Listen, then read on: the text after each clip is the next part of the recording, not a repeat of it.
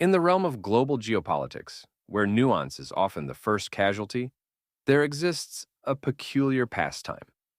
Comparing the Israeli-Palestinian conflict to whatever war, skirmish, or diplomatic dust-up is currently trending on international headlines. This game, often played by pundits and armchair analysts alike, yields questionable results at best and, at worst, distorts the very fabric of history and contemporary reality. While analogies can sometimes illuminate, they frequently obfuscate when it comes to this singular conflict.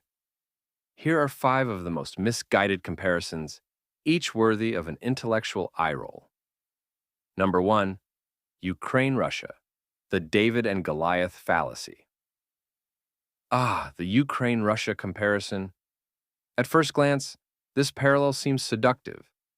Both feature asymmetric power struggles, involve contested territories, and have elicited moral outrage across the globe. However, comparing Ukraine's resistance to Russian aggression with the Israeli-Palestinian dynamic is akin to likening a chess match to a Rubik's Cube. They may share some squares, but the mechanics are entirely different. The Israel-Palestinian conflict is not a straightforward clash between two sovereign nations. It is a multifaceted, deeply historical, and ideologically charged struggle involving religion, national identity, and generations of displacement. Russia's invasion of Ukraine, by contrast, is the textbook example of a conventional war for territorial domination by a clear aggressor. The simplicity of Ukraine's narrative, a smaller nation resisting imperial overreach, does not map neatly onto a conflict rooted in biblical claims, post-colonial legacies, and existential insecurities.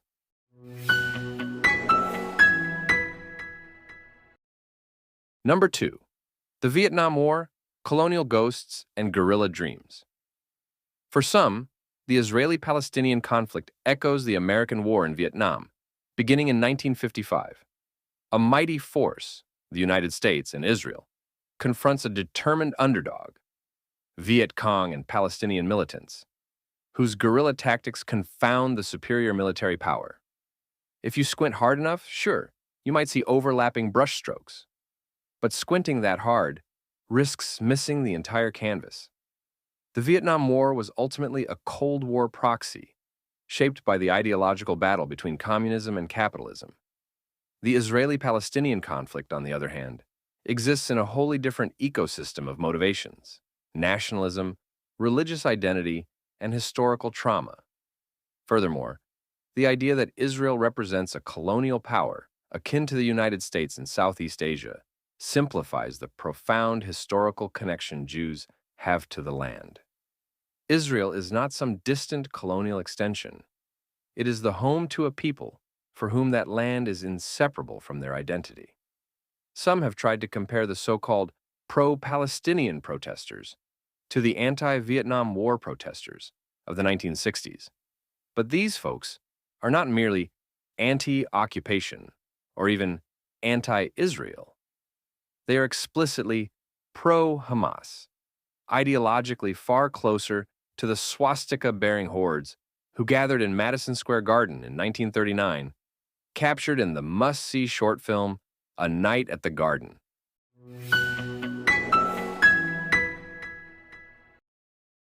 Number 3, World War II, the good versus evil misfire. World War II, the ultimate moral touchstone. Every conflict, it seems, must be filtered through the lens of Hitler and Churchill, Allies and Axis, genocide and liberation.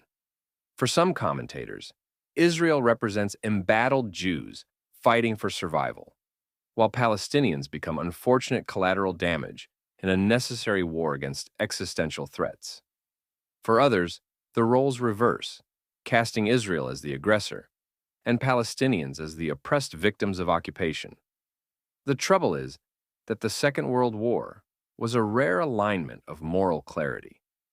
The Israeli-Palestinian conflict, by contrast, lives in the realm of moral ambiguity, with legitimate grievances and aspirations on both sides.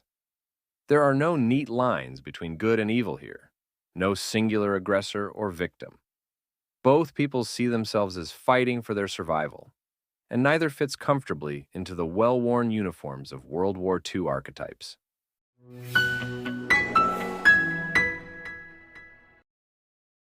Number 4.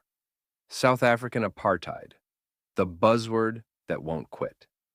This comparison might hold the record for overuse.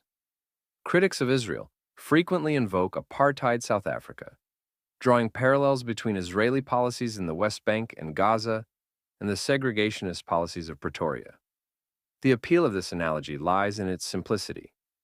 If Israel is apartheid South Africa, the solution must be the same: boycotts, sanctions, and eventual dismantling of the system. However, the situations diverge in crucial ways. Apartheid South Africa was characterized by racial segregation imposed by a white minority with no historical or religious claim to the land.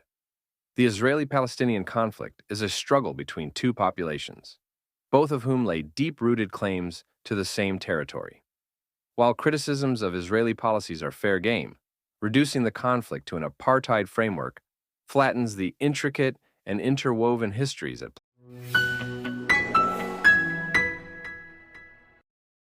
play. And lastly, number 5, the troubles in Northern Ireland, the conflict that keeps on giving. Finally, we arrive at Northern Ireland, the ultimate lesson in how to negotiate peace. This comparison has been made by everyone from British politicians to Middle Eastern diplomats, eager to distill the Israeli-Palestinian conflict into a series of Good Friday agreements. Yet, as any student of both conflicts will attest, what worked in Belfast does not necessarily translate to Jerusalem. The Troubles were, at their core, a sectarian conflict within a defined geographical boundary involving communities that, while hostile, shared a common overarching national framework. The Israeli-Palestinian conflict, in contrast, involves not just sectarian divides, but also competing national movements and vastly different geopolitical stakes.